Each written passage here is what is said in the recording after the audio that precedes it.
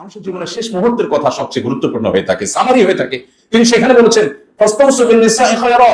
তোমরা মেয়েদের ব্যাপারে, নারীদের ব্যাপারে আমার কাছ থেকে ওসিয়ত নিয়ে রাখো, তাদের সাথে সদাচরণ করবা, তাদের অধিকারগুলোকে যথাভাবে দেওয়ার ব্যাপারে তোমরা সদাচরণ করো।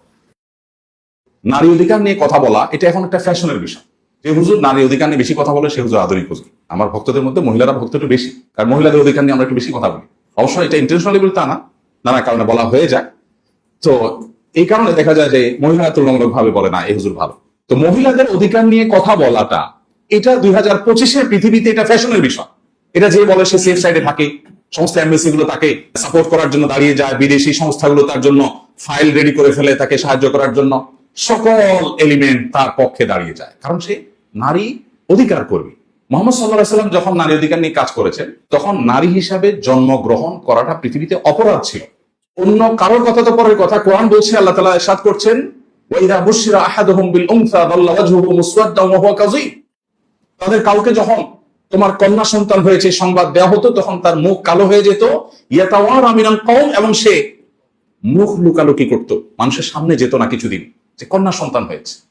আল্লাহ তাআলা কোরআনে কারীমে বলেছেন, ওয়াইদাল মাউউদাতু সুইলাত বিআইয়ি যামবিন কুতিলাত। স্মরণ করো সেই দিনের কথা যেদিন মক্কার সে পাষণ্ড মানুষেরা নিজের কন্যা সন্তানকে ভুলিয়ে ভালিয়ে আদর করার কথা বলে মরুভূমিতে নিয়ে আগে থেকে পুঁতে রাখা, আগে থেকে গর্ত করে রাখা গর্তে তাকে ফেলে দিয়ে জীবন্ত মেয়েকে চাপা দিয়ে দিতে সে কন্যা দাঁড়িয়ে জিজ্ঞেস করবে আল্লাহর দরবারে, কোন অপরাধ আমাকে হত্যা করেছিলে বাবা, আজ তোমার বিচার হবে, তুমি জবাব দাও। সেই সমাজের বুকের উপর দাঁড়িয়ে বুক টান টান করে মুহাম্মদ সাল্লাল্লাহু আলাইহি ওয়াসাল্লাম ঘোষণা করেছিলেন, কেউ যদি দুটি সন্তান কন্যা জন্ম দেয়, কোন মা বাবা যদি তাদের সাথে সদাচরণ করে, বৈষম্য না করে, জুলুম না করে, তাদেরকে সুদীক্ষা দেয়, তাহলে সে শুধু জান্নাতে যাবে তা নয়, মুহাম্মদ সাল্লাল্লাহু আলাইহি ওয়াসাল্লামের সাথে জান্নাতে থাকবে।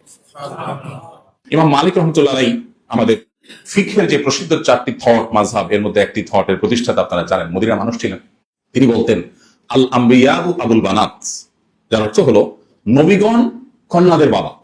বেশিরভাগ নবী রাসূলদেরকে দেখা যায় আল্লাহ তাআলা মেয়ের বাবা করেছেন, ছেলের বাবা তুলনামূলক কম পাওয়া যায়। খোদ মুহাম্মদ সাল্লাল্লাহু আলাইহি ওয়াসাল্লামকে আল্লাহ তাআলা ছেলে দিয়েছেন, কিন্তু ছেলে শৈশবেই নিয়ে গেছে। 4টি সন্তান তার বড় হয়েছে, বেড়েছে, স্বাভাবিক জীবন পেয়েছে, তাদের 4জনই কন্যা। এটা কিন্তু সাধারণ বা কাকতালীয় কোনো বিষয় নয়। অর্থাৎ আল্লাহ তাআলা নারী অধিকার সত্যিকার অর্থে তাকে দিয়ে প্রতিষ্ঠা করবেন, নারীদেরকে বঞ্চনার হাত থেকে মুক্তির কান্ডারি বানাবেন, সেজন্য তার ঘরে 4টি কন্যা সন্তান দিয়েছেন আল্লাহ। ছেলে সন্তান দিয়েছেন যেগুলো সবগুলো নিয়ে গেছেন, একটা করা কেন। মানে তিনি নিজের কন্যার বাবা হিসাবে গর্বিত মানুষ হয়ে মক্কা এবং মদিনা সহ তখনকার পৃথিবীর মানুষকে সভ্যতা শিখাবেন, কিভাবে মেয়েদেরকে মমতা দিয়ে বড় করতে হয়। তার প্রতি নাজিল হওয়া সূরাগুলোর মধ্যে সর্ববৃহৎ আয়তনের সূরাগুলোর একটি হলো সূরাতুন নিসা, অর্থাৎ নারী সংশ্লিষ্ট সূরা। কিন্তু কোরআনের কোথাও সূরাতুর রিজাল বা পুরুষ সংশ্লিষ্ট সূরা নেই। মুহাম্মদ সাল্লাল্লাহু আলাইহি ওয়াসাল্লাম তার বিদায় হজের ভাষণে মানুষের জীবনের শেষ মুহূর্তের কথা সবচেয়ে গুরুত্বপূর্ণ হয়ে থাকে, সামারি হয়ে থাকে। তিনি সেখানে বলেছেন, ফাস্তাউসু বিন নিসাই খায়রা, তোমরা মেয়েদের ব্যাপারে, নারীদের ব্যাপারে আমার কাছ থেকে ওসিয়ত নিয়ে রাখো, তাদের সাথে সদাচরণ করবা, তাদের অধিকারগুলোকে যথাভাবে দেওয়ার ব্যাপারে তোমরা সদাচরণ করো। প্রিয় ভাইরা, নবী করিম সাল্লাল্লাহু আলাইহি ওয়াসাল্লাম মায়ের জাতিকে মুক্তি দেবার জন্য, তাদের সম্মানকে প্রতিষ্ঠিত করবার জন্য, পাতালের অতল তল থেকে তাদের মর্যাদাকে তুলে আকাশের সুউচ্চ আসনে আসীন করবার জন্য যত পদক্ষেপ নিয়েছেন, শত সহস্র গবেষণা করেও সেগুলো কোনো কুলকানা করা কঠিন হবে।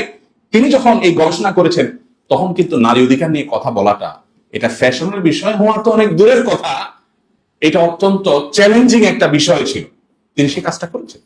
আজকের আধুনিক পৃথিবীতে অন্য ধর্মাবলম্বী, ভিন্ন ধর্মের মানুষ, সংখ্যালঘু যারা, তাদের প্রতি দায়িত্বশীল হওয়ার দীক্ষা পৃথিবীর প্রত্যেকটা অঞ্চলে মানুষ দেয়, সভ্য পৃথিবীর সবাই দেয়, আমরাও দেয়। মুহাম্মদ সাল্লাল্লাহু আলাইহি ওয়াসাল্লাম তার কার্যক্রমগুলো মূল্যায়ন করতে হলে আমাদেরকে কিন্তু ১৫০০ বছর আগে ফিরে যেতে হবে। আমরা 2025-এর পৃথিবীতে যদি তার কার্যক্রমকে মূল্যায়ন করি, এটা সঠিক মূল্যায়ন হবে না।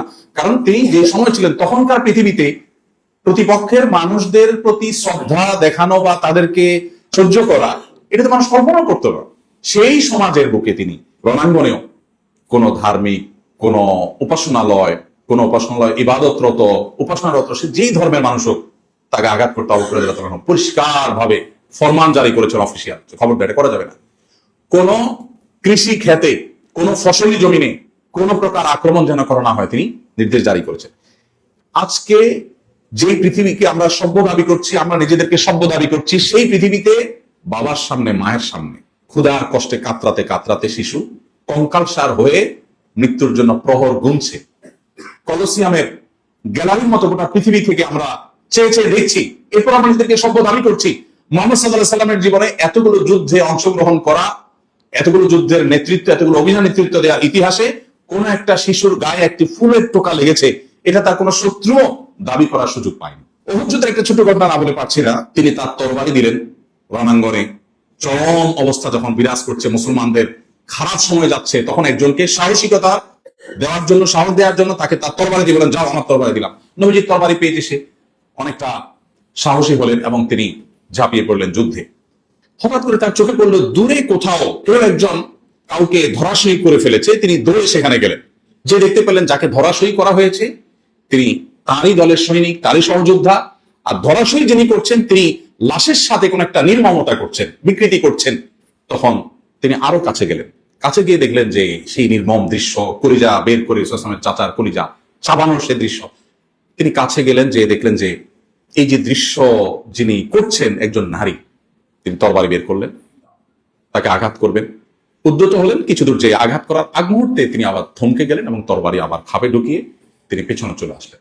পরবর্তী তিনি বলছিলেন যে এরকম নির্মম দৃশ্য সহযোদ্ধার প্রতি দেখার পর পৃথিবীতে কোনো মানুষের ঠিক থাকার কথা নয়। আমারও সে অবস্থা হয়েছে এবং আমি তাকে শেষ করতাম। যখন আমার মনে হলো আমার হাতে যে তরবারি এটা যার, তিনি কোনোদিন কোনো নারীর গায়ে টোকা দেন। এই নারী যত মন্দ কাজ করুক, অন্য কেউ তাকে শাস্তি দেখ, বাট তার তরবারি নিয়ে আমি তাকে আঘাত করতে পারি না। আজকে আমরা নারী অধিকারের কথা বলি। ১৫০০ বছর আগের পৃথিবীতে নারী হিসেবে জন্ম নেওয়াটা যখন অপরাধ ছিল, তখন নারীকে মুক্তি দিয়ে কোথায় নিয়ে গেছেন, কোথা থেকে মুহাম্মদ সাল্লাল্লাহু আলাইহি ওয়াসাল্লাম, সেটি আমরা বেশিরভাগ মানুষই কিন্তু ইগনোর করি বা আমাদের আলোচনা সেটা উঠে আসে।